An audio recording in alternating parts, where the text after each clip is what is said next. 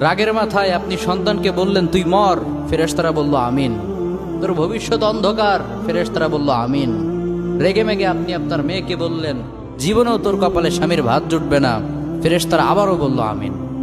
আচ্ছা, আপনি না সেই ব্যক্তি যে তার নিজের জীবনের চাইতেও সন্তানকে বেশি ভালোবাসেন? আপনি না সেই ব্যক্তি যে তার সন্তানের জন্য হাসতে হাসতে নিজের জীবনটাও দিয়ে দিতে পারেন?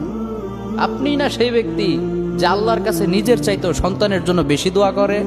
তাহলে কি করে নিজের হাতে নিজের সন্তানের এত বড় ক্ষতি করতে পারলেন?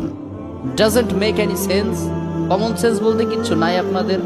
আপনারা কি জানেন না আপনাদের রাগের মাথায় বদদোয়া করাগুলো ফেরেশতারা আমিন বলে? দাওয়াতুল ওয়ালিদ আলা ওয়ালাদি, বাবা মা তার সন্তানের জন্য যেই দোয়া করে সেটা ভালো হোক কিংবা বদদোয়া হোক, আল্লাহ সেটাই কবুল করে নেয়। এজন্য খবরদার, নেভার কার্স ইউর চিলড্রেন। রাগের মাথায় কখনো সন্তানকে অভিশাপ করবেন না। খুব বেশি রাগ উঠে গেলে তার জন্য উল্টা